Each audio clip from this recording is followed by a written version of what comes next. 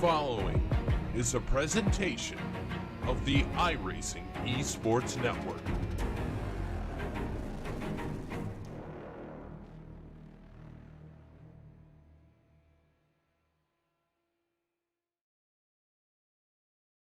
Three, two, one.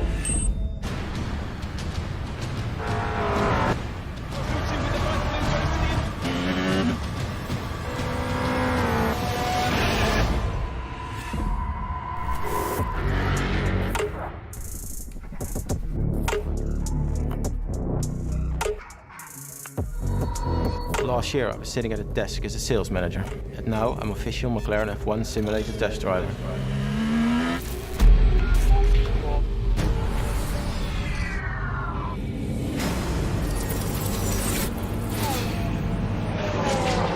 So there's 1.4 behind.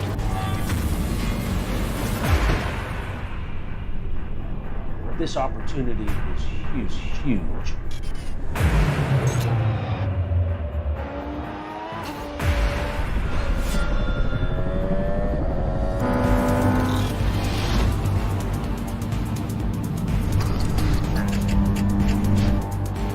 That's it, 46 watts. That's faster than the factory McLaren driver, and he's done 6 laps.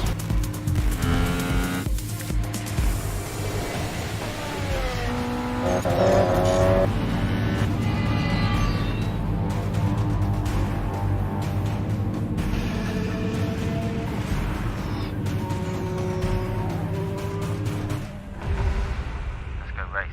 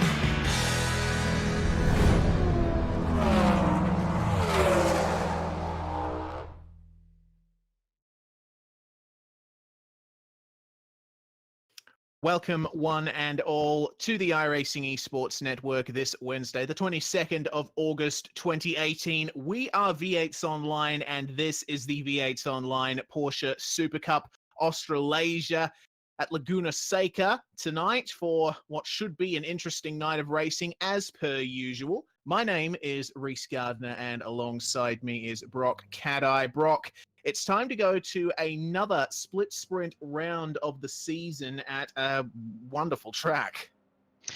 Yeah, Laguna Seca is a really good track, I've found anyway, particularly for racing. So we saw in the GT3 there were a couple of good battles that unfolded last week. And to touch on that split sprint format, it's going to be a 15-minute race first up, and I believe a 25-minute race second up here tonight. Now, we have seen a bit of carnage in the first 15-minute race the last time we had this split sprint, and that was a bit of it was something we frowned upon a little bit, but then we did see some great action, basically an 8-car battle for the lead in the second 25-minute race with that random reverse grid as well. So I'm pretty excited tonight to see how it goes, and we do have a few drivers that haven't really raced in the series before, as well as some of our regulars here. Yeah, certainly, and just to touch on the last time we had this event format, it was at the Circuit Gilles Villeneuve in Montreal, which obviously has walls that are a little bit closer than Laguna Seca's, but I guess Laguna Seca, there's a bit of a trade-off with this track. It's a lot more hilly, and of course you've got the corkscrew as well. Can't forget that. Why would you even mention Laguna Seca without mentioning the corkscrew? Anyway, we are in the practice warm-up session for this event. And I tell you what, these Porsche Super Cup cars around a track like this, it's a little bit more than a challenge. Yeah, well, we saw the V8s here in Scops just a few weeks back, and the drivers really have to muscle the cars around here. And a lot of people view the Porsche as a bit of a baby V8 in a sense, because it doesn't have any assists, and it's got quite a bit of power under the car for such a little car. So they have to be quite careful, particularly, we've mentioned this before in other broadcasts, the brakes on these cars are, for lack of a better word, touchy, as I've just watched Wayne Hewitt lock up into turn one there, helping my point. And you've got to be really careful exactly where you brake, and the undulation with that hilliness of this circuit is not going to help them coming into these braking zones, because that's going to unsettle the car, and that is the last thing these drivers need as they come through on the circuit. So I just have to be careful of that, particularly when making moves as well. Coming downhill into turn one there is a great overtaking spot, but with these cars, they've just got to be careful they don't overcook it, because they will just slide and crash like that. Yeah, they certainly will. The Porsche, obviously, a car that is an interesting beast at the best of times, and I'm just watching Wayne Hewitt now as he comes into the corkscrew, just working the wheel a bit as he tries to negotiate that scintillating chicane S-bend, and then all the way down the hill to the end of the circuit. Through these turns, it's hard to get the line right, incredibly difficult at the best of times in many different kinds of race cars. But out of that final turn, it's all about the exit, and it's very easy to get a great launch out of that last corner in the Porsches. Yeah, that's it. So they've really got to make sure that they hit their braking mark perfectly into that last corner, and really get the car to rotate beautifully, so you don't go out too wide, because you do get an off track for going out on that AstroTurf a bit too wide. And like I said, maximize that run, no wheel spin, and you can get a great draft. And like I mentioned before, get that overtake down into turn one. And just touching on the last sector of the track that you were talking about there, having a chat to a few of the drivers before the session, they're actually saying the Porsche's a bit, it doesn't feel quite right through that last sector. It just doesn't want to stick, and it doesn't feel natural through that section. So that might be because of the lack of downforce that the car has. You're relying a lot on mechanical grip, and because it's such a fast and flowing section, they're just going to have to be careful how they take it. Obviously, we mentioned this last week with the GT3s. Around here, like I said earlier, no wall, like the walls are much further back than in Canada, but there's a lot more dirt around the track, and we're already seeing at the corkscrew, they've got dirt from the all over the apexes and on the exit of the corner here. So just got to be careful. You lock a wheel on that dirt, and you're likely going to go into the wall or into another car. Yeah, you certainly are.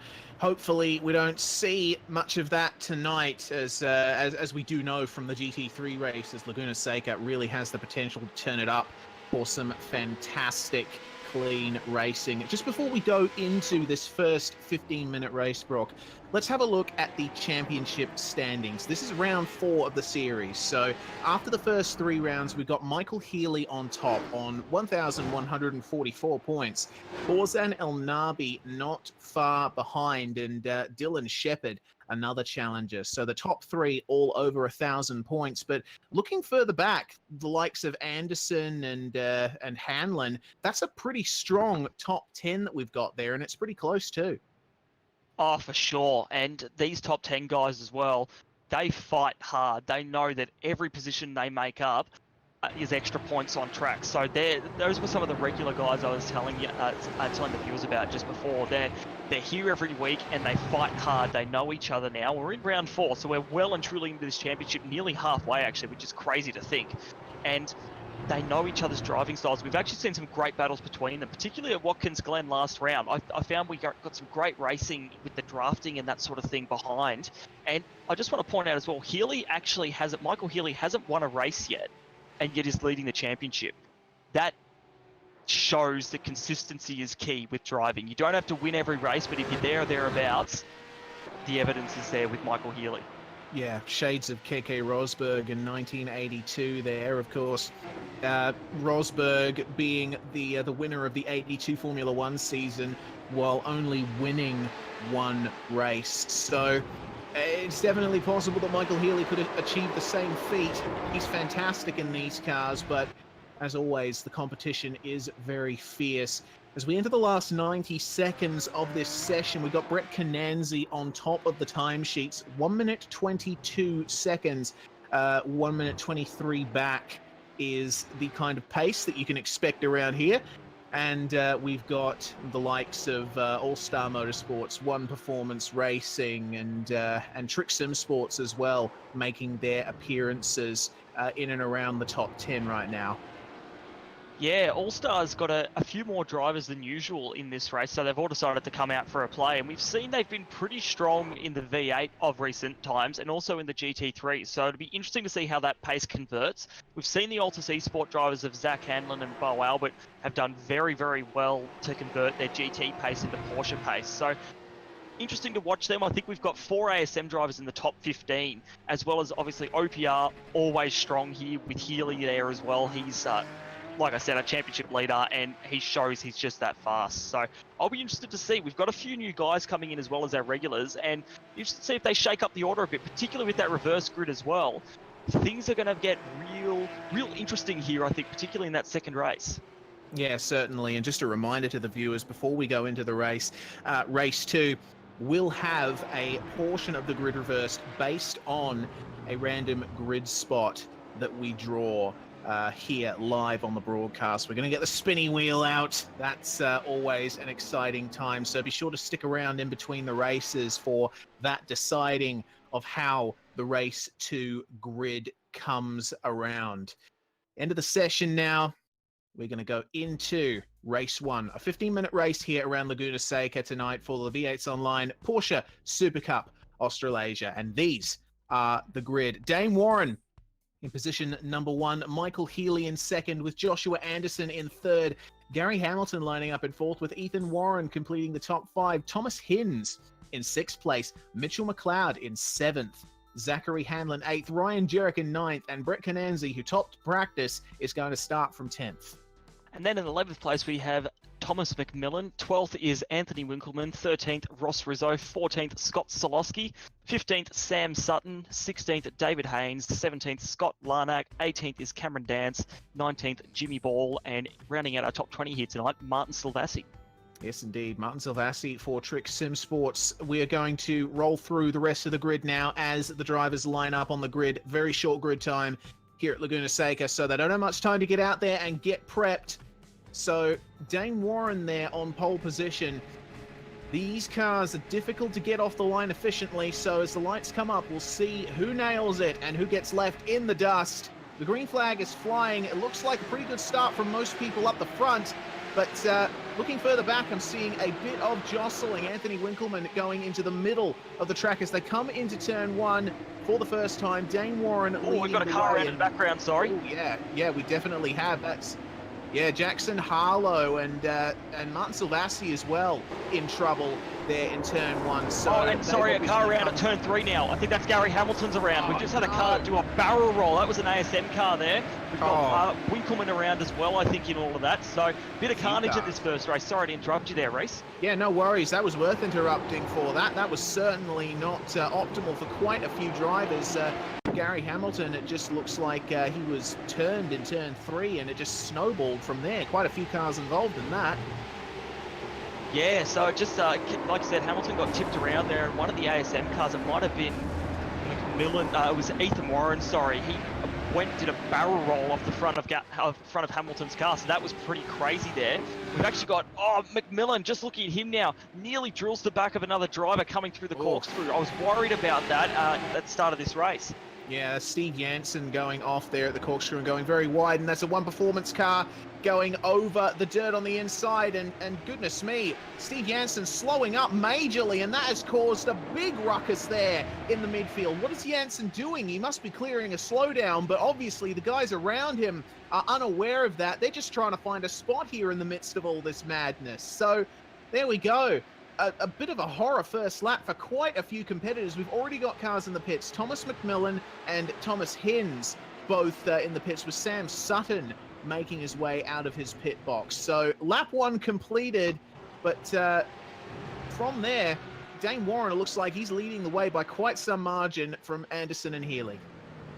Yeah, Warren has skipped out. He's got about a second now back to Anderson, so I imagine he'll want to keep that gap and just skip ahead here, hoping not for a safety car as well. So right at the front of the field here, everyone's sort of spread out quite a bit actually. From what I can see here, they're all just following through the kink now. So I think at the back of the pack here is where we're going to see some real good battles unfolding. As they all, at the back of the pack here come through, Martin Silvassi coming through, a little bit of a battle pack behind him with Harry Inwood, Cody Bircher and David Mulhall. So it looks like the action's going to be in the mid pack here tonight. Yeah, certainly. I'm taking a look at Richard Hunter at the moment. He's heading this pack with Steven Skukovic, Steve Jansen, James McKee, Anthony Winkleman, and James Zeitz. Whoa, hang on a minute. That was Skukovic there. What happened there? Looks to me like, wow, huge lockup. Actually lost it on the dirt, and the car just went around. There was nothing he could do to recover that. How he avoided all the other cars and the other cars avoided him there will always be a mystery to me. That could have been such a bad crash, and in the end, he just went off. So, to the other drivers around him, well done. But yeah, just a lock up there, and like I mentioned earlier, these cars, they're not good on the brakes. So you just got to be a bit careful, and the undulation coming to the corkscrew obviously brought him undone. And looking at Brett Cananzi now as well, He's just gone off the track at turn 1 there. He actually had a little bit of a moment between turn 1 and 2, and he's back going again. Lost a couple of spots there, and it doesn't look like anything too serious. Probably just locked the brakes like we've seen so many times in these Porsches. Yes, indeed. James McKee actually had a problem at the final turn on the last lap, ran wide and into the dirt, so he has dropped off the back of that mid-pack that we saw for the most fleeting of moments. So all of these guys at the moment are just spacing themselves out, and it looks like the closest couple of cars on track that I can see is Silvassi, that you mentioned before, who is currently in the middle of Wayne Hewitt and Brett Cananzi. So this battle's where it's at the moment. We're looking at positions around 16th backwards. Yeah, actually, I might just draw our attention. We've got Ryan, Jarek, Ross Rizzo and David Haynes, 7th, 8th and 9th place at the moment. They're actually quite close. Haynes is fairly close to the back of Rizzo here, and we know Rizzo's very good in the GT car, but obviously here at Laguna hasn't been able to quite turn that pace from the GT into the Porsche Supercup car. So they're coming down into turn 1 now, and Haynes is looking quite racy. We know he's strong in this Porsche, and actually was close to a win in Canada in that split sprint, but just threw it away with a couple of slowdowns towards the end there. So this could be interesting to watch, just this little battle for the top 10 here, and like you touched on before, from Ethan Warren up from 5th to 1st, the gaps are about 1 second to 2 seconds between each car, so they have checked out from the rest of the pack here. Yeah, I certainly have. So this this battle at the moment from Jarek backwards looks to be where it is in the middle of the top 10 at least. There's another pack behind them. Jimmy Ball, Scott Larnack and Cameron Dance racing in that pack. So Ball and Larnack getting very close, and looks to me like Larnack is actually looking quite racy. He got an interesting exit from that last turn, and a little minor lockup. Yeah. Haynes threw it down the inside of the corkscrew to try and get past Rizzo there. So he's wanting to make a move on here, and he's not having any of it from Rizzo. So this looks like it's going to start heating up as well. We've got to watch Zach Handlin here. Very strong in this car. Haynes trying to go down the inside here. Rizzo being very gentlemanly there and giving him all the track. But Rizzo, better traction out of the corner there. It looks like he's going to retake that position for now. Haynes is going to try to stick it down the inside here. Keep it there and try and throw it down the inside of turn 1. Larnack and Ball. And in the background here, Larnack and Ball as well. So we've got multiple battles going on here. So having a look here, Larnack and Ball coming very close to each other as they come through turn 2 now. Still side by side on a car in the wall. That's Zach Handlin in the wall there. Oh, what? Goodness me. What? Oh, goodness me. The car's just unable to keep it out of the wall at the moment. It looks like that was contact with a Trick Sim Sports car. That was Rizzo. Goodness me, but I don't think that was necessarily Rizzo's fault. I mean, Haynes went up the inside of Rizzo at turn 1, and Rizzo was getting back online, and it just looks to me like he wasn't able to see Zach Handlin just correcting as Jimmy Ball also stopped. Jimmy Ball's actually had a very large moment at turn 4 here. He's gotten it on the dirt and spun it around into the tyre wall and done about 3 rotations. So that's unfortunately taking him out of that battle. The car doesn't look too damaged, so he's just waiting for all the traffic to pass him by. so that he can, yeah, he's gotten going again, but that's dropped him way back. A shame to see, because Ball's actually in our top 10 of the championship at the moment too, so he's been going quite well in that OPR machine. Yeah, he certainly has. James Zeitz, I've also noticed with issues. He had a major problem through the kink and just went through the gravel, so he's right at the back of his train with the likes of Sutton, Skukovic, etc. in the middle of all of that. But goodness me, we're looking at the pack behind Cody Bircher right now, as I'm noticing Wayne Hewitt and Brett Cananzi there. Cananzi going for the move on Hewitt, and looking to get involved in this is Jackson Harlow, sorry. Obviously not getting the traction down, so Cody Bircher has got some pretty quick guys behind him here, and all of these cars are carrying damage in some form or another, except for Silvassi. Yeah, so you could probably say that Silvassi's in the best situation here in terms of particularly down the straight. As in the background, Hewitt's actually defending fairly hard here as well. So he really doesn't want to let him pass there as they all come down into the kink. And I think Cananzi's having a little look on Silvassi there into the kink. Not a good place to pass. And who was that around? Scotty Harris. Goodness me, what happened to him? It looks like he just lost it on his own on entry. Just took a bit too much curb, went into the gravel. Fortunately, he didn't take anyone with him, but now he's got a bit more work to do to try and make his way back up. But that battle pack that we were just watching is certainly line astern. There is a bit of battling going on as David Mulhall and Anthony Winkleman trading track position there. The drivers are taking a long time to get themselves sorted out here. Coming down the front straight, Martin Silvassi is under a lot of pressure from Cananzi and car 666. Yeah, and Cananzi had a little bit of a look there down into turn one. He's just he's playing that mental game that we always talk about. So sorry to the viewers if we bore you a bit with it, but when they stick their nose out or flash their lights, they're trying to distract the driver in front of them to get them to make a mistake. And we've seen in this car, mistakes come easier than in other cars. So you've got to be very careful. And one little one, Silvassi's actually quite wide coming through turn 4 there. They both go off, and Cananzi's got a beautiful run coming up into the next turn. Silvassi's going to try to defend. Cananzi not quite able to get it right up the inside there, but Silvassi's been very gentlemanly again there. Those Trick Sim Sports guys, they really want to have a good race here tonight. Cananzi, and well done there, guys. That was great racing. Not so, and Cananzi off. He's hit the curb on the inside. So that is something you do not want to do. That is the killer curb. So he's just lost multiple spots, and all that work he's put in has just been put back down into the dirt. Yeah, quite literally, you could say, but he's got a bit of work to do after that. We're looking at the pack behind Ross Rizzo at the moment. He has got his mirrors absolutely filled with deep TTL Esports orange. That's Scott Larnack and Cameron Dance behind him. And Rizzo, we know from his exploits in the Sprint Series Australasia that he is one of the more careful drivers in any field you put him in. He is not going to fight a position too hard. He's not going to go for any hero moves. He's just looking to finish, and that's where he gets his success from. Of course, it helps that he's super quick too, but these TTL guys, Scott Larnack, we know, is a driver that has quite a bit of pace and quite a bit of racing ability, and you can see he's just having a look at Rizzo, trying to force a mistake.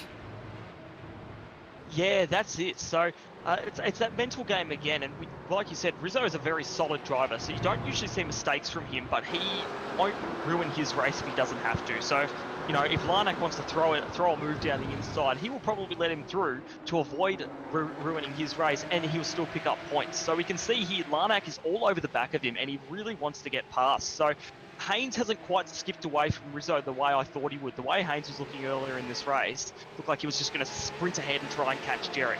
Not quite happened here, but Larnack is looking very racy, and Dance has dropped off the back of this pack here a little bit. Maybe just biding his time and waiting. We know Cam Dance has some great race pace, and we've seen he's already made up 8 positions in this race, and we've actually only got 3.5 minutes left. This race is flying by at the moment. So Scott Larnack, probably not close enough for a move down into turn 1 here. He will just have to shove it back in behind and try again the next time he gets an opportunity there. Yeah, that's right. You know, putting a move on someone at Laguna Seca is very difficult a lot of the time. So if you're going to make a decision on passing someone, you've got to be assertive about it, and you've got to be able to follow it through.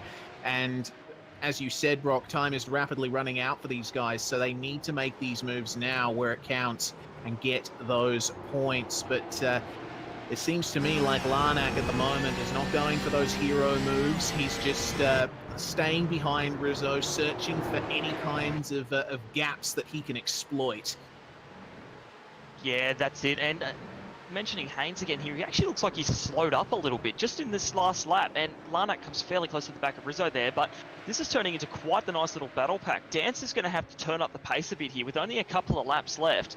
We've got to remember, we do have this reverse grid coming up, so things are going to get really well shaken up very shortly, and we're going to find that out with the old spinny wheel on the broadcast here for all the viewers. And Rizzo has a bit of a moment there as well coming into the last turn, and Dance has now been brought right into this on the back of Larnack. Larnack is in the draft there, but be interesting to see. You might not get the momentum that he needs. We found that if you're very close there, no, there we go. He's going to throw it down the inside into turn one. Rizzo's giving him the space there, and Rizzo might actually hold it around the outside. He's going to try it. He's gone off the track here, but he's still up the inside.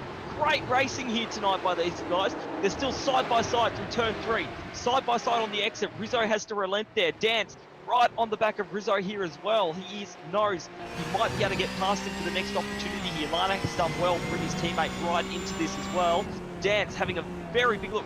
A lunge down into turn 5 here, and has made it work. He's got the preferred line. If he can get that nose ahead of Rizzo coming into the kink here, and they're going to go nearly side by side here. Dance has hit the curve, and they've made contact out of the kink.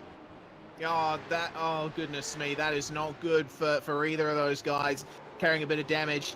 Dance certainly came off worse from that, but I think that was entirely of his own doing. He just took too much curb, hit that anti-cut on the inside, and that sent him straight into Ross Rizzo. Nothing Rizzo could have done. He was doing everything right at that point.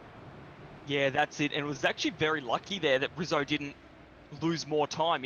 I would have expected them to spin off into the wall there. So he's got a bit of damage there, but we've only got a lap to go here. So very lucky he's maintained that position now. So he'll be, I think he'll be in a 9th place here coming onto the last lap. So unfortunate for Cam Dance, because he's going to drop back down to 11th place now instead of what could have been a potential 8th or 9th.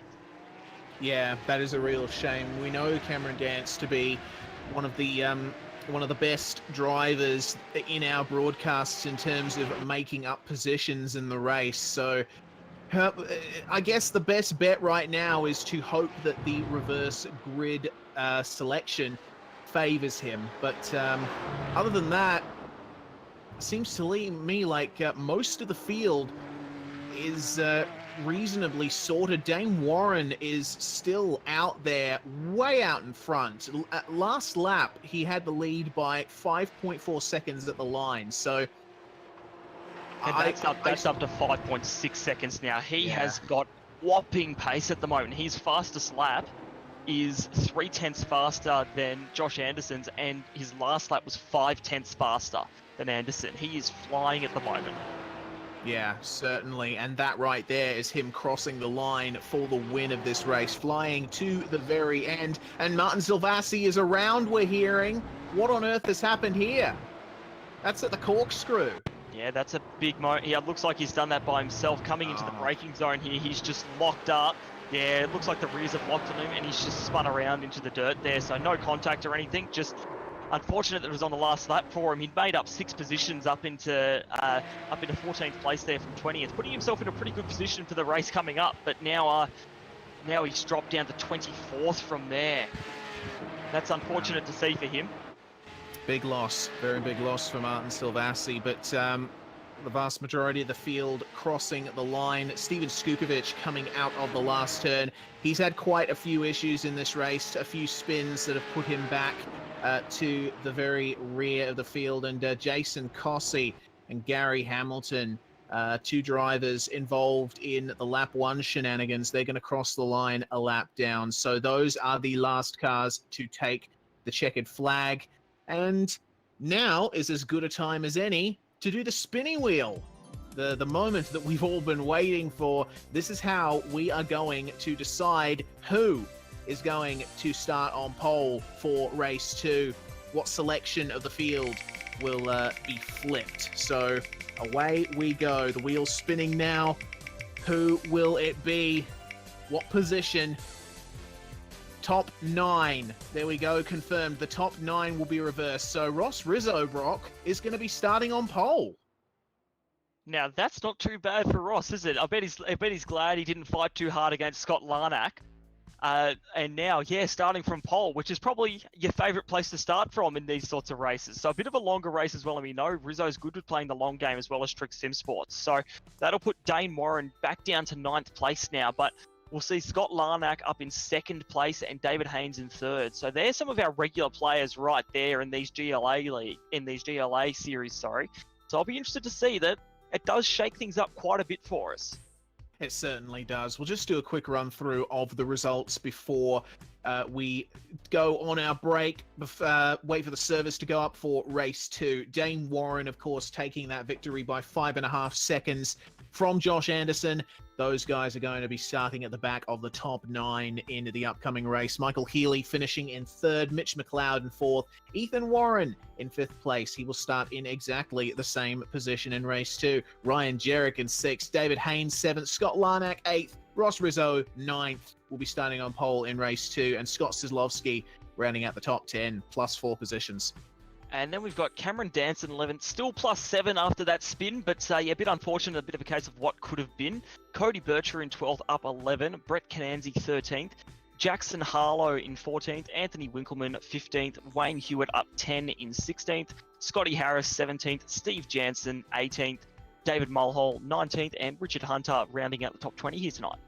Sam Sutton with some problems falling from 15th to 21st. Jimmy Ball, 22nd. Thomas McMillan, big fall for him, 23rd from 11th. Martin Silvassi is going to have to settle for 24th. James McKee, plus 7, 25 position is actually going to be good for him. Harry Inwood, 26th. Thomas Hins, one of the cars involved on lap 1, that's 27th for him. Stephen Hall, Steven Skukovic, and Jason Cossey rounding out the top 30. And your field completed by Gary Hamilton and our 2 retirements, James Zeitz and Zachary Hanlon. Well then, it's time to go on a commercial break. Stay with us here on the iRacing Esports Network. You are watching the Porsche Carrera Cup Australia, or Porsche Supercup Australasia, I should say. We are V8s Online. We'll be back very soon. Don't go away. Race 2 coming up.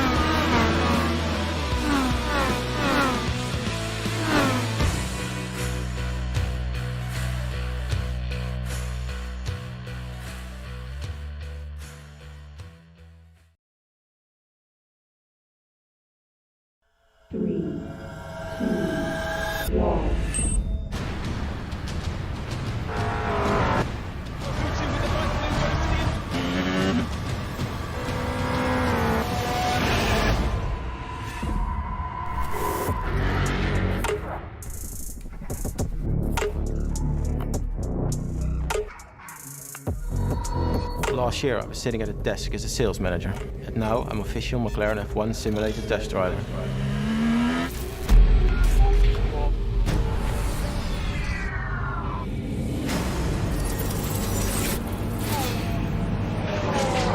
So there's 1.4 behind.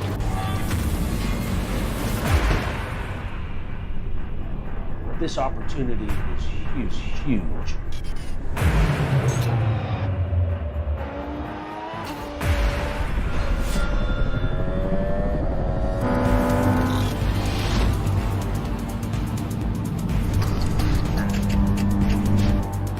Oh, that's it, 46. Wow. That's faster than the factory McLaren driver. And he's done 6 laps.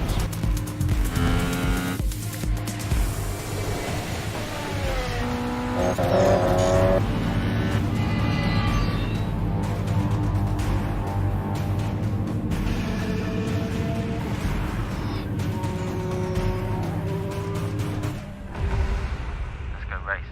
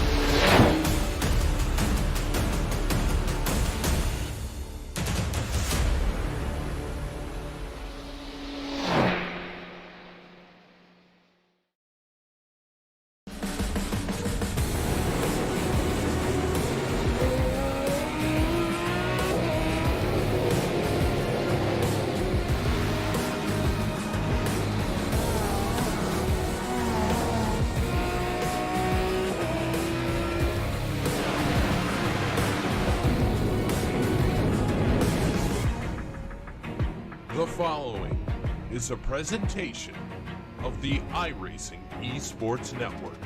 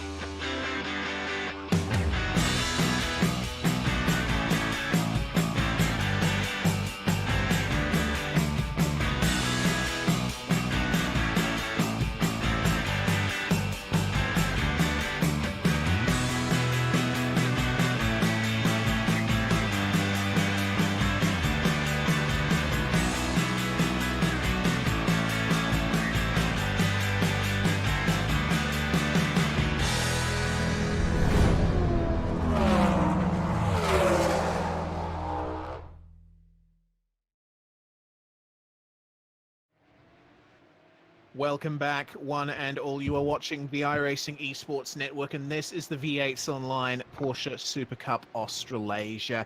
Once again, my name is Reese Gardiner, and joining me in the commentary box, Brock Cat-Eye. Brock, we had a bit of a hectic first 15-minute race here, but now We got the top 9 reversed, and we're going to go racing for 25 minutes here at Laguna Seca. Yeah, the first race was a little bit crazy. It wasn't so much the driving standards per se. It was just, I found anyway, the brakes seemed to be the biggest issue for the Porsche drivers out there tonight. So in terms of the driving standards, it was really good to see some great battling going on throughout the pack. And, not many silly moves or anything like that. And yeah, I quite enjoyed that race, even if the leaders were, spread out by about 10 seconds between first and fifth. But hopefully this race is a little calmer. The guys will understand the track limits a bit more. It's a 27-degree track here tonight. I don't think we touched on that earlier. So it's not cold, but it's not hot either. It's that sort of middle ground that can be nice, but when you're going through some of the high-speed corners in these Porsches, you still feel the tyres on the very edge of that grip limit. So particularly through the kink, we did see a few mistakes were made getting out on the dirt and that sort of thing as well, and trying to understand the limits of the track. So now that we're used to it, so hopefully in this 25-minute race we see a bit closer racing as well as some really good battles unfolding as well. Yeah, certainly.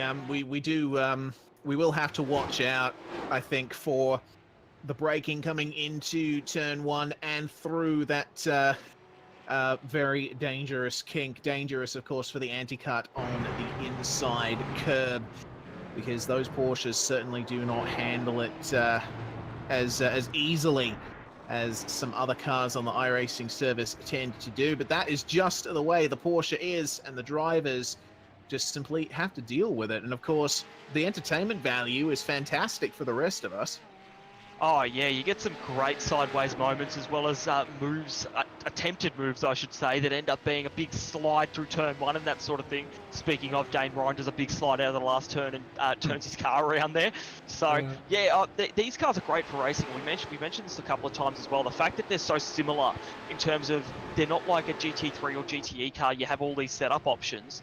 It's pressures, a few things to do with ride height and your rear wing, and that's about it. So these guys, it comes down to how comfortable they are with the car, the track, and what pace they can milk out of the car, as opposed to, the strengths and weaknesses of different cars like we see in the GT3 series on alternating weeks with this Porsche series. Yeah, that's exactly right. So I guess it really brings out the, I suppose it's a disservice to say that this series is more about the driver. Both series are very much about the driver, but at least in the GT3 series, you have the luxury of choosing the car that suits your style the best. Here in the Porsche, as you said, Brock, you've got limited setup options, and there's just certain things that this car does, thanks to its mechanical layout, that you will not be able to tune out through any kind of setup work. It all comes down to your driving style. And around Laguna Seca, a track that is already difficult enough for a driver to get a hold of, it certainly becomes a challenge. And I think a lot of drivers figured that out in race 1 here tonight. So particularly on lap 1, I do think the drivers will have to be more careful. This is still a pretty short race at 25 minutes, but it's still worth being a bit more careful. Yeah, that's it. Now, I'll quickly throw in there, Gary Hamilton actually wrote in the YouTube chat before that he didn't actually get contact on that first lap. The car just did something funny on him and spun around there on the exit. So whether he caught the dirt or something, didn't go back and have a look because we were mid-race. But yeah, apparently that ended up just being a slight driver error there that ended up with him tipping the car around. So thought I'd just touch on that and make it clear, like these cars aren't easy to drive. And like I said earlier, no assists or anything like that, and that's why they're known by some as like a baby V8 per se. So the guys out here tonight that are driving them are doing a really good job, and you just see how squirrely the cars get under brakes. And like you were saying before, the wheel work, I think we're looking at Wayne Hewitt through the corkscrew. The car gets light, it kicks out, it wants to break away on you. You've really got to muscle it through that section and get the cars settled, and that's the difficulty of this car. But it's also, if you can get that finesse down pat, you've mastered the Porsche, and we can see these guys out here are doing a really good job of that for the most part.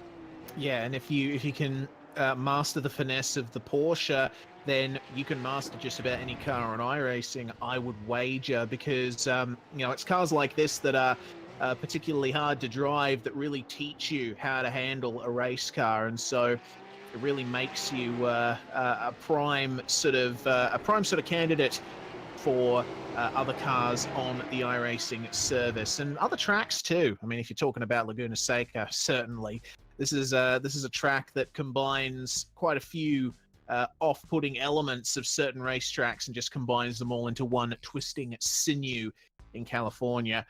Grid up on screen now. Ross Rizzo starting on pole position with Scott Larnack in second. David Haynes for Team Huge Ass is going to start in third. Ryan Jerrick in fourth place with Ethan Warren rounding out the top five. Mitchell McLeod lining up in sixth. See what he can do from there. Michael Healy in seventh. Joshua Anderson eighth. Dane Warren in ninth. Of course, he won race one, so it'll be interesting to see what he can do from ninth position. Rounding out the top 10, Scott Soslovsky. And in 11th, we have Cameron Dance, 12th, Cody Bircher, 13th is Brett Cananzi, 14th, Jackson Harlow, 15th, Anthony Winkleman, 16th, Wayne Hewitt, 17th, Scotty Harris, 18th, Steve Jansen, 19th, David Mulhall, and rounding out the top 20 here just before we race, Richard Hunter. Yes, indeed. Cycling through the rest of the grid now. So it's going to be a 32-car field taking the start here at Laguna Seca for race 2. Round 4 of the Porsche Carrera Cup Australasia starting off.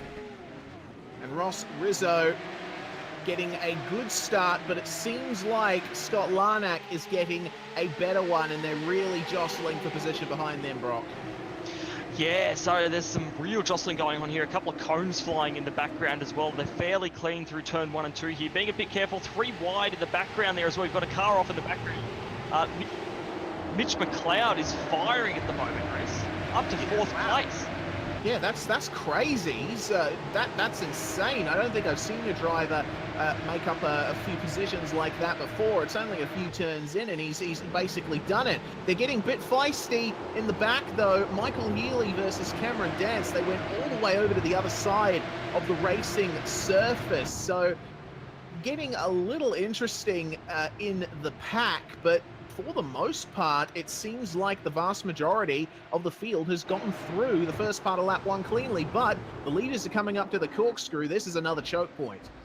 Yeah, that's it. And this is a big one here. It looks like they've all made it through so Dane far. Warren, We've got Dane Warren has just gone off the track there coming out of the corkscrew. So he's had a bit of an issue there, and he's still up 1 position at the moment. We've got Ethan Warren with a slowdown as well, right on the apex of the corner there. Saw that caused troubles last race as well, as the guys are all coming down to turn 1.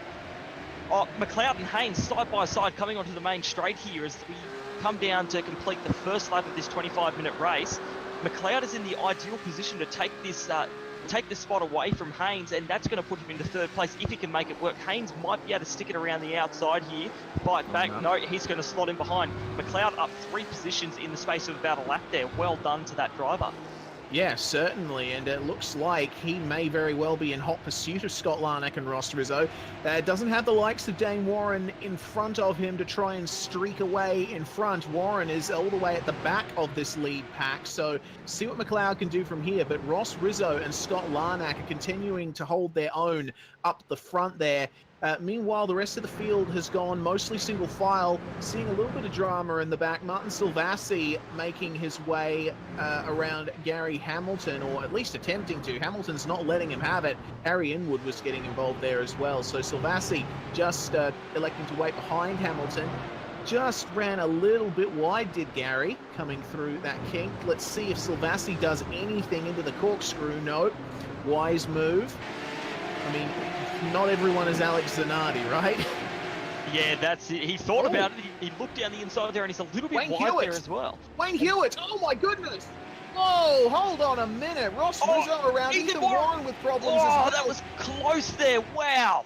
Ethan had to take to the grass to avoid Hewitt. Well, not grass, gravel, but he had to take avoiding action because Wayne Hewitt was going super slow there, trying to clear that slow down. So we're going to get a replay presented by CPR Car Parts of both of those incidents. What happened to Rizzo? So Larnack has tipped Rizzo around into the final turn there. I dare say there'll be a penalty coming for that. He basically drove into the back of Rizzo, I think. Did Rizzo have a moment there? I'll have a look here. He might have. It looked at me like Rizzo got on the brakes a tad early. Yeah, his rear brakes locked, and then Larnack was just the he was the catalyst for what happened to Rizzo there. He just popped him around and that was all it took. So I don't know, maybe penalty worthy. We'll see what race control does there, but Rizzo looked like he was already going to be in a pretty sticky situation after that. Yeah, maybe hardware issues for Rizzo. We're not quite sure what went on there, but we are currently looking at Joshua Anderson and David Haynes and Dane Warren as well. So all of these guys currently involved in their battle pack behind Mitch McLeod. And I tell you what, Ryan Jerrick in the background facing pressure here from Cameron Dance, who is going to slide through there in the last corner. Will Jerrick be able to get it done on the outside, though? He's got better traction. But Dance has the inside for turn one. It's very hard to defend the outside line, Brock, as we have seen. And it looks like Jerrick is just going to let that yield. Oh, hang on a minute. Scott Silovsky going for the move there. Oh, and a spinner in the background. That looks like Brett Cananzi. Goodness me. And everything's going off right now. Sam Sutton and Steve Jansen going side by side here through turn three. Just behind them as well, we've got Thomas McMillan fighting it out. I'm not sure who that is, actually. The number... The Cananzi there, so who had his half spin there, so McMillan's gotten past him and he's going to continue on. Looking back up the road here though, Sam Sutton and Steve Jansen, that battle is not over yet as Sutton throws it up the inside and has made that move work. Jansen's a little bit wide, so he's got to watch for Jimmy Ball behind him. Dare say a move won't be thrown down here into the kink, but got to make sure this run is perfect through the kink there. And we look at Anderson as well, with Warren right up behind him and also Haynes just in front of them here. This is a nice little battle pack. Haynes a little bit wide there, maybe trying to get a better run out of that slight kink in the road there. But this is a nice little battle pack for third, fourth and fifth. Warren a little bit further back here, so he's just lost a bit of time there. Maybe, no, not a slowdown, he's just got a bit of a slow run. So Anderson and Haynes now. Haynes under immense pressure. Mitch McLeod is on a hunt. He's looking for this win, trying to bring in Scott Larnack up ahead here. But looking into turn one, we have got Haynes in front. Anderson is taking a big old look down the inside here, and he's going to lunge it down there and makes it work. Haynes being very gracious. Warren is going to try and bring it up the inside too. Not quite make it there, but that has put Haynes right in the target of Warren as they come through turn three here. And it looks like Anderson's got that move done and is well ahead. Haynes struggling a little bit. Last race we saw him looking a bit stronger than what he is now, as Warren's very close coming out of turn four there. Might consider a move. Haynes is playing it defensive a little bit here. Smart move there. Whoa. Warren going to throw it up the inside there and give it a red hot shot there. Haynes runs wide, not expecting that, and Warren's going to get that move done. So, Haynes just got caught completely off guard by Warren coming into turn five there. Yeah, he certainly did, and that's another textbook move, and you can see Haynes not quite happy with that, flashing his lights at Dane Warren, but that's a tactic, a racing tactic that can be used sometimes. Just fire it up the inside where the driver doesn't expect it, and they really have no choice but to go wide, otherwise you both crash. So Dane Warren making his way up very assertively in these early stages of the race. We're currently 7 minutes into this 25-minute race, so rapidly running out of time. Scott Larnack is still your race leader. Mitch McLeod in second now, promoted to that due to the incident between Larnack and Rizzo. And from there back, it looks pretty spaced out, but Ryan Jerrick currently in the wars with Scott Silovsky and Anthony Winkleman at the moment coming through turn one. And he might be facing pressure very, very soon from the likes of Michael Healy and Cody Bircher. Yeah, Jerrick is really under fire here, and oh, wow, Winkleman is not giving him much space to breathe there. Uh-oh. So Jerrick, and there's contact there between Winkleman and Jerrick, so they're both off the track. Managed to keep it out of the wall, but yeah, that's a little bit awkward there. Maybe a bit of a brake problem there for Jerrick, has turfed him into Winkleman on the outside, and yeah, that's going to drop them right back at the back. Oh, McMillan's been put off track by Winkleman trying to find his spot there. So McMillan, I think he's just avoided the wall there, but that's unfortunate to see for him. Yeah, certainly is. He's going to get going without causing any other trouble for other cars around him, but that is certainly not a good half a lap for either of those three drivers. So Ryan Jerrick and Anthony Winkleman still battling it out at the corkscrew, and you can tell that Winkleman is pretty hungry to get by. Neither of them seem to have sustained much damage from their little contact, but I tell you what, there will be no love lost after that, and they'll be wanting to get this sorted out ASAP. Have a look at Winkleman. He's going to go for the move here at the last turn. Assertive, Meanwhile, in the background, I'm seeing Thomas Hinz making a move on Jimmy Ball. So Winkelmann got the move done. Not so for Thomas Hinz. Yeah, Hinz is going to have to try down into turn 1 here. He's got to watch out for Hanlon behind as well. And Ball's going to cover, but Hinz is going to throw it down the inside there. Hanlon, very late move there, trying to make it work and get down the inside. Didn't quite work there as a move in the braking zone. Hinz is slowed up way much on the exit there. So he's lost a lot of time there, unfortunately. He looked like that move was going to work beautifully for him, but unfortunately. And now we're going to switch to third place here with Anderson and Warren. And actually, Anderson and Warren have been catching McLeod and Larnack at a rate of knots in these last few laps. And Warren has the fastest lap of the race under his belt as well. So this is on to young and old here. Warren and Anderson are now coming up, trailing McLeod into the corkscrew here. Very, very close stuff here. Warren's looking very strong. Larnack hasn't quite got the pace. He's out there after that contact with Rizzo, but he just can't seem to run away from these guys like Warren did last race and took that first place. So with about 15 minutes to go and 11 laps is what my timing's telling me, I reckon we're going to have a pretty good battle for the lead here, Reese. Yeah, certainly so. If Larnack and McLeod can play a good defensive game, because I get the feeling that with the pace advantage that Anderson and Warren have, if they manage to get by these guys, they're just going to be streaking off into the distance, leaving them in the dust. So what Larnack and McLeod need to prioritize right now is their defensive moves, just protecting the insides of corners and not letting them get away with any risky moves. So this is where it all starts. Right here on lap 8. Larnack still maintaining a lead by a few car lengths, but staying consistent with McLeod, who was actually 0.3 faster on the last lap. And Anderson and Warren, well, Dane Warren is nearly basically 0.8 faster than Scott Larnack on that last lap. So, oh, McLeod, a little bit of a mistake there through the kink, and that is going to leave him open to an attack from Anderson. He's leaving the inside covered.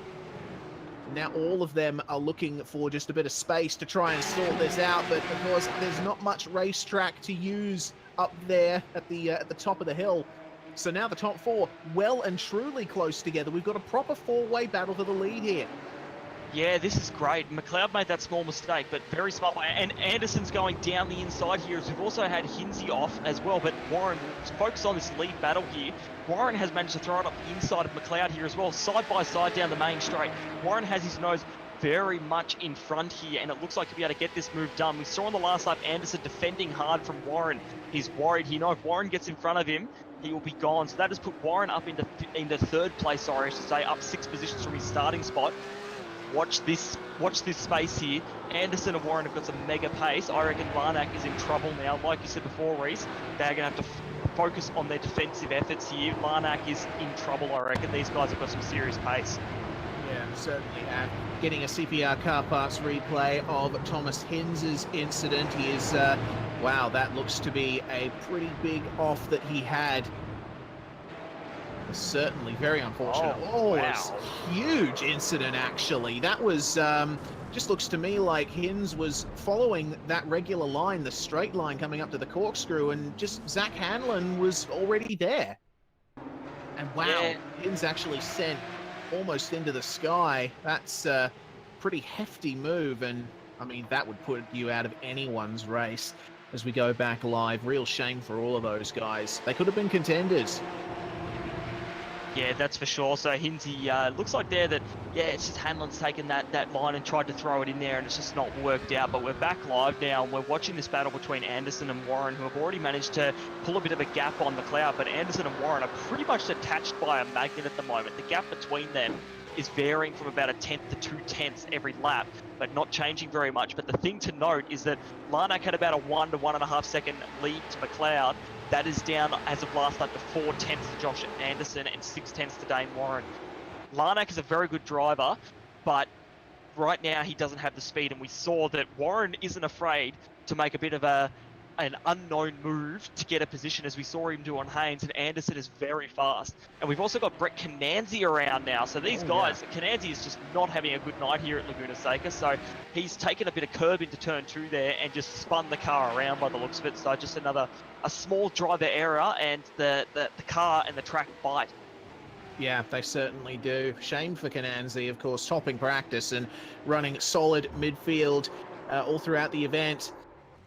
But this lead battle, it looks to me like Warren, I think, is just content to stick behind Anderson for now. You got to think from Warren's perspective. Whoa, goodness! Don't want to do that too much, Dane. From Warren's perspective, it would be much better to stay behind Anderson, because if he tried to force a move on Joshua, then he could just end up losing more time to Larnack, and that would only make the job to pass him much harder. So I think this is gamesmanship from Warren here. He definitely does intend to pass Joshua Anderson at some point, but not until they're past Larnack, if that eventuates. Yeah, that's it. You saw what he did with McLeod. He let Anderson do the hard work and got McLeod out wide, and Dane just spot on through. He doesn't have to do any of the hard work here. He can stay close, and you can see here Anderson is pressuring Cameron Larnack Dance. hard. And we got Cameron Dance around, sorry. Cameron Dance is around as well. No. You're right. And He's done the same thing as Cananzi's done. He's just gotten a little bit. Yeah, he's just caught himself out, hit the accelerator a little bit too hard out of turn 2 there, and spun himself around. So that's unfortunate for Dance. He's had some great pace tonight, and just undone himself again there, unfortunately. Yeah, he was running 6th, and oh, hang on a minute, it's on for the lead. Goodness me, look at this coming up to the corkscrew, bumper to bumper. Quite a good run, actually, did Anderson and Warren get, and this has actually brought McLeod back into it. So Scott Larnack well and truly turning on the defensive maneuvers, and Anderson, oh, probably not the best place to attempt a move, and that's ruined his run. So now Dane Warren's going to try and take him around the outside at the last turn, and obviously that doesn't have much of a chance of happening. And that little incident that went on down the last half of that lap has basically given Larnack the breathing room that he needs.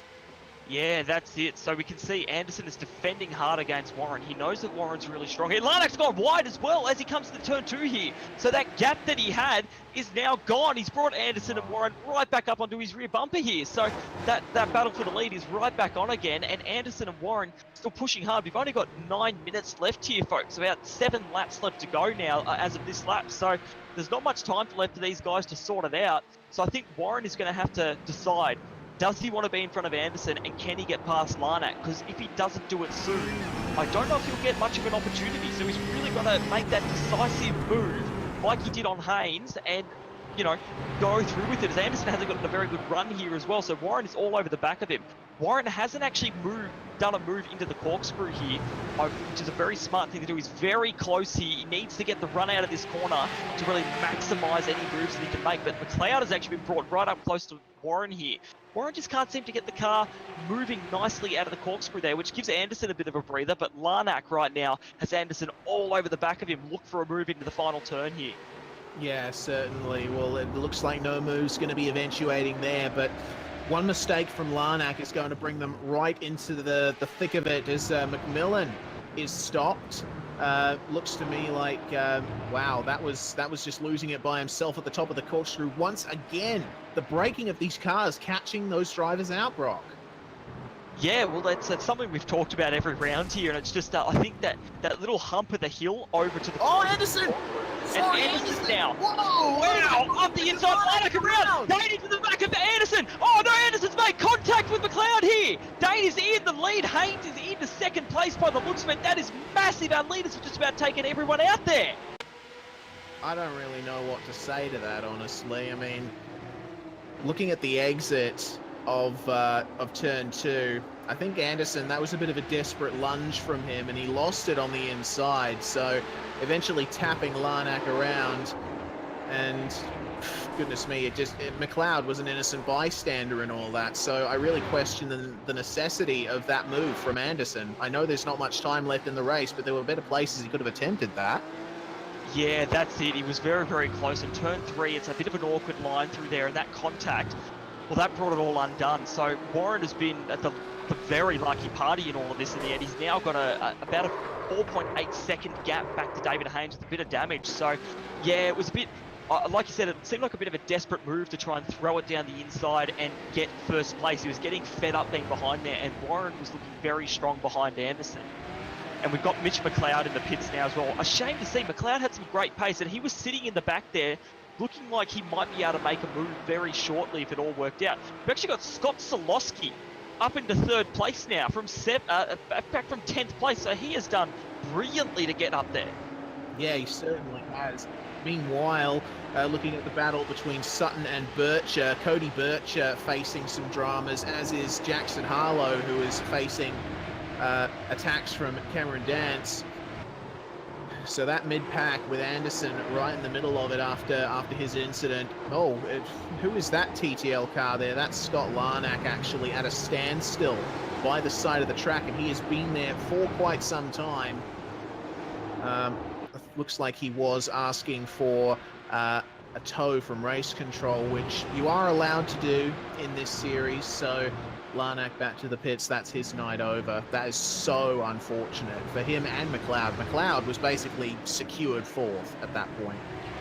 Yeah, exactly. Yeah, those guys in the top 4 were having awesome scraps, so it's a shame to see that that's ended up being the result. And I'll just point out, Dane Warren is now 6.4 seconds ahead of David Haynes, so he is flying at the moment and showing sort of the true pace that car has. But having a look back through the field here, we've actually got a great battle. That Cody Bircher battle and Sam Sutton, there's about 6 cars here, all embroiled in a great battle as we come into the last 4 laps of this race here. Yeah, certainly is. And, you know, it's this kind of battling that I think really makes the headlines. I'm just looking, you know, Cameron Dance, he's trying his best to get a move done on Jackson Harlow, but it's just not working at the moment. And you know, most of the cars in this pack are carrying damage of some form, so the drivers will be having a little bit of trouble keeping them on the straight and narrow. But once again, not much time left. They got to make those moves now and make them stick. Yeah, that's it. With 3.5 laps left to go now, you know, it's now or never in a sense. These laps, they're not very long. The drivers are doing about 1:24 in race pace here. So it's, you know, we're about 4 minutes away from the end of this race. So these guys have really got to shape these up and start planning the moves, particularly through this last sector here. You come down through the corkscrew and you've got to get a real good run. You've actually just had a driver nearly spin it around there as well. Who was that? Anderson. That was Anderson. Okay, and so now side by side with Jackson Harlow, and Harlow having to let Anderson go there, but you can tell he's smelling blood and he wants a piece of this pie. Simultaneously trying to move on Anderson and defending from Cameron Dance, but it looks like Dance is going to come off the best in all of this. He's got the traction coming on to the start of lap 16, so looks to me like this is going to be move on. Yeah, he'll throw it down the inside there and make it work on Harlow, so that's move done there. Dancer, he did have that spin earlier, so he's now trying to fight back, I guess, from the positions lost, but that's going to put him now a couple of positions up on his starting position there. So Dance showing that he does have good pace in this Porsche and has shown that in other series as well. Yes, indeed. I think it's certainly going to be on for second. Oh no, oh goodness, Cameron Dance around, and he is going to have to recover once again. He actually got into the tyre wall there. Something that we've seen quite a bit of tonight. Drivers losing it on their own. Mitch McLeod around as well. That's a shame to see. It's just these drivers that are holding damage in the car, unfortunately, from some of those incidents. Yeah, and he's gone round there. So, yeah, he's really... I reckon there's some sort of steering damage in that car there, and he's trying to make it to the end, pick up the points. But, yeah, can't help but feel sorry for Mitch. And we're going to look at third now with Solosky and Healy battling it out here. So Solosky came a bit out of nowhere after all those incidents occurred. He's ended up in third place. And just to point out as well, Warren was about 6.5 seconds, 7 seconds ahead of David Haynes, and is now 2.8 seconds ahead. So maybe a slowdown or something, but something weird's gone on there. So we'll have to keep an eye on him with only now 2 laps to go. But looking at Solosky and Healy here, Healy is our championship leader at the moment, and right now is ahead of all of his championship rivals. So looking to pick up some good points at the moment in this second race. But the question is, can he get past Solosky in the last lap and a half here? The gap is a bit too much. It's pretty much equidistant between Haynes, Solosky and Healy there. But if he can get a good run out of the kink, he might be able to set it up for the final turn. I'll tell you what, Warren, the turn he just came out of, turn 5, at that location on the last lap. He had a half spin. That's why he's lost all of that time. But I think with the amount these guys are going to be battling in these last couple of laps, it's they haven't got much chance of catching him unless he makes another mistake. So David Haynes, Scott Zlowski, and Michael Healy all embroiled in this battle for second here. And it's going to be the last lap next time by. So Dane Warren can pull off a double win here. Question is, can he hold it together for one more lap? Can these guys behind him hold it together for one more lap and not take each other out? We will see what happens. The white flag flying in the air, and David Haynes now under pretty major pressure from Scott Zlowski. So coming into turn one, he's going to have a little bit of a look, but Haynes going slightly defensive. Healy gaining a slight bit of time, but it looks to me like it's going to stay the same for at least one more corner. All other battles throughout the field seem to be settled for now. Watch, I'm going to say that and then something might happen. But you can see Scott flashing his lights at David Haynes. Another attempt to distract and deceive. Looks like he's just able to catch up to him through there. Sorry, Brock. Yeah, so I was just going to say, Haynes here, he's definitely fighting defensive here, and it was very smart at turn one. He positioned his car into the middle of the road, and we saw just Craig Lowndes do the 12 hour as well a few years ago to stop the car behind him getting in front. It gives just enough space on either side to go for it, and you've got to have a lot of bravery to do it. So Haynes is playing this very smart, but bringing Healy right into this battle as we come into the final few turns of this race here. Zlowski is going to have to fight hard to maybe throw it down the inside at the last turn here. He actually got a very good run there, and he's going to try, but no, he's going to fall back in behind here.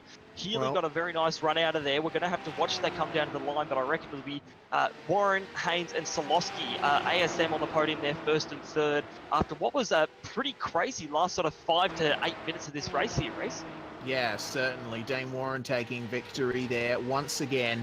And it was decided by mere tenths of a second for second, third, and fourth. So drivers just crossing the line now, and it seems like most of the battles have been resolved. Last few drivers crossing the start-finish line. We still have a few drivers coming around the lap. Wayne Hewitt is going to be the last driver to cross the line. Down in 23rd position, and you got to wonder, for him, among many others in this field, it's definitely a race of what might have been. So, with that, we're going to go through these final race results. Dane Warren taking another victory here tonight. David Haynes coming home in second place. Scott Zlowski, though, taking third from 10th place. Big, huge moves from him. Michael Healy from 7th finishes 4th. Have a look at Sam Sutton, though. 21st to 5th. That's a really good run from him. Joshua Anderson coming home in 6th with Cody Bircher in 7th. Jackson Harlow in 8th. 9th, Anthony Winkleman. And making good on what turned out to be a night to forget for the most part. Gary Hamilton coming home in the top 10. Yeah, and we've got Ryan Jerrick in 11th, Jimmy Ball in 12th, up 10 positions. Cameron Dance ended up back in 13th after another spin, I believe, in those last couple of laps there. 14th is Steve Jansen, 15th, Richard Hunter, 16th, Brett Cananzi, 17th, Jason Cossey, James McKee in 18th, David Mulhall, 19th, and rounding out our top 20 tonight, Martin Silvassi.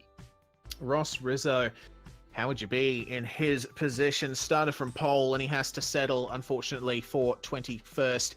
Stephen Hall in 22nd with Wayne Hewitt 23rd. Last car to finish on the lead lap. Harry Inwood is going to come home in 24th. Mitch McLeod and Scott Larnack, two heartbreak stories right there. They were definitely on for a podium, both of them, but unfortunately taken out through no fault of their own. Thomas McMillan in 27th. Zach Hanlon, our second retirement, along with Thomas Hins, Scotty Harris, Steven Skukovic, and Ethan Warren. That is your 32 car field for this round of the V8s Online Porsche Supercup Australasia. So, with driver interviews on their way, we got Dane Warren here in the commentary box. Dane, double victory tonight, but I don't know how much you expected that second one. How good was the second one? I'm not sure whose fault that was. I think I gave Josh a bit of a tap and contributed a little bit to it, but I got very lucky and yeah, very surprised. Well, coming out of that, I suppose your championship fight is definitely going to improve. I mean, you certainly haven't factored a huge amount into the championship, but I suppose with the pace you've shown, you're definitely going to be making some more appearances from now on. I guess we'll have a think about it. Wasn't expecting too much being in the car for the first time in a while, but I'll have a look at what the next round is and consider it. Well, before we let you go, Dane, who would you like to thank? Just a quick thanks to Rack Corp, Cash Centric, and Sim Racing Collectibles. Dane Warren there. Thank you very much for joining us, Dane. Double winner tonight at Laguna Seca. Next up, we are going to bring in our second place finisher, Mr. David Haynes. David, welcome to the commentary box. Second place for you after starting third. Looked to me like it was just a race of staying out of trouble for you. Yeah, absolutely. I was pretty resigned to fifth place, looked like where I was. And then, you got to hope that you can keep your race clean and see what happens to everyone else. And I guess it paid off for me this time. You were certainly looking forward to this round. Do you like Laguna Seca much in these cars? Definitely suits me a little bit better than Watkins Glen did. There's a lot of tricky braking zones around this track, and it's a tricky car to brake. So, heading towards the corkscrew, heading into the first hairpin, those are all exciting places to try and make a move and just exciting to lap. Well, you were sitting in fifth in the championship before this round, and with a double top 10 and a podium actually from tonight, it's certainly going to be going to work out well for you, especially considering that you finished in this race in front of Josh Anderson, and Forzan El Nabi and Dylan Shepherd weren't here tonight. Yep, just got to keep showing up, and obviously 2 races went pretty well, and the reverse grid number sort of helped me out. If it was bigger, I probably would have started further back, might have had more chance of trouble. I spent the whole race just looking at my fuel consumption and spluttered about 20 meters after the finish line. Oh, very, very close. But either way, you got there at the end. So before we let you go, Mr. Haynes, who would you like to thank?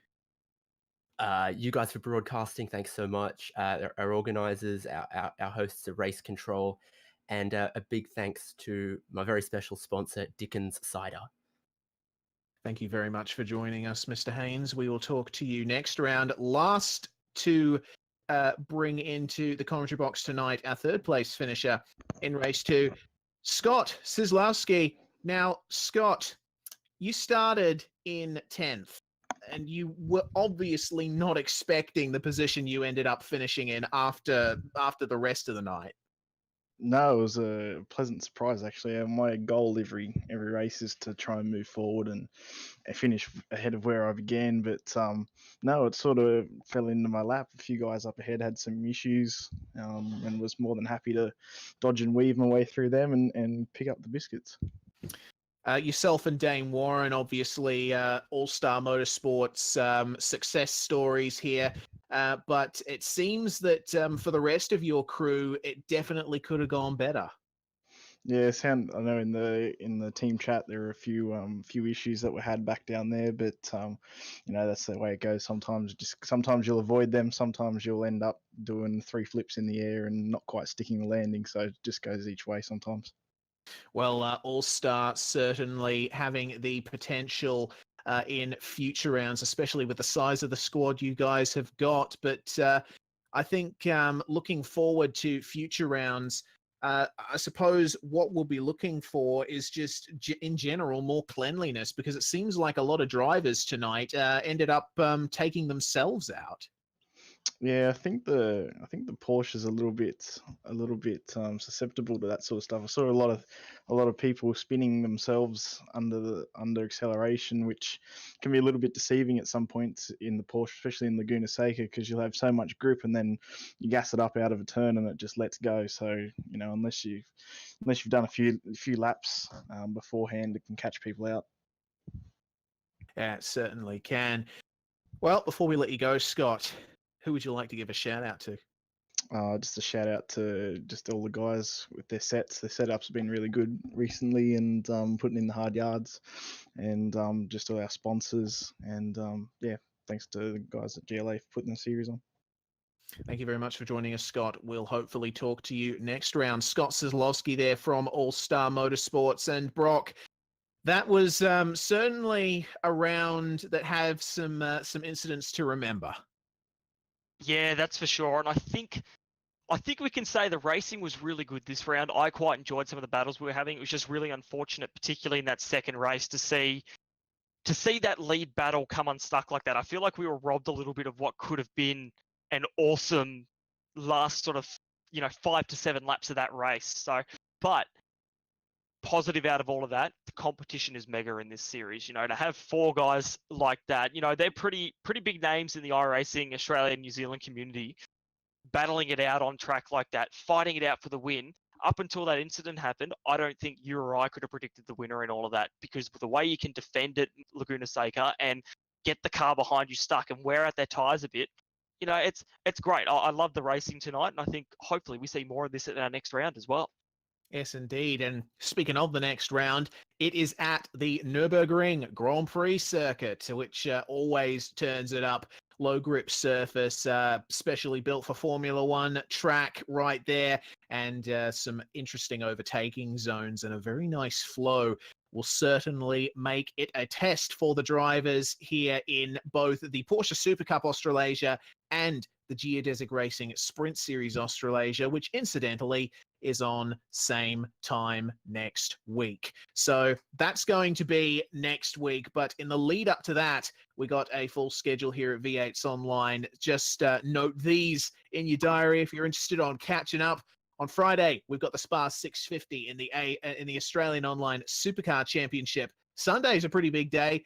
We've got the Oceanic Endurance Championship at Suzuka and the Pocono 400 in the International Major Series. On Monday night, we've got the V8 Supercar Official Online Series at Spa. On Tuesday, we've got the final round of the Down Under Graphics 410 Sprint Car Championship. That's going to be an awesome night of racing. And of course, Wednesday, same time as now, we've got the Sprint Series Australasia at the Nürburgring Grand Prix circuit. And because those series share a schedule with this one, we'll be able to catch the Porsches at the Nürburgring in 2 weeks' time. So we hope you join us for that. Thank you very much for joining me, Brock. Pleasure once again. Yeah, it's always great to be in the comms box with you, Reese. And, well, these series, they keep pumping out the action for us, so we can keep talking all night long if they kept racing. Yeah, certainly. But it is time for us to stop talking and end this broadcast off nicely. So thank you very much for joining us, guys. Be sure to subscribe to the iRacing Esports Network and subscribe to us at V8's Online. Follow us on Twitter, and you can find us at v8sonline.com. This was the V8's Online Porsche Supercup Australasia, round 4 from Laguna Seca. Round winner, Dane Warren. We'll catch you next time. 3, 2,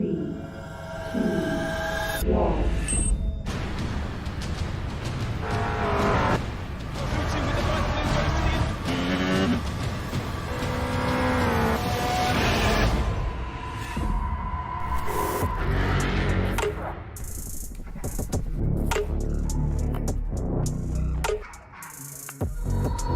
Last year, I was sitting at a desk as a sales manager, and now I'm official McLaren F1 simulator test driver.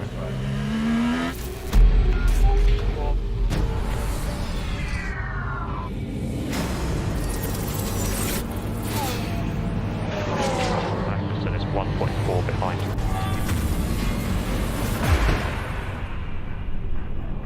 This opportunity is huge.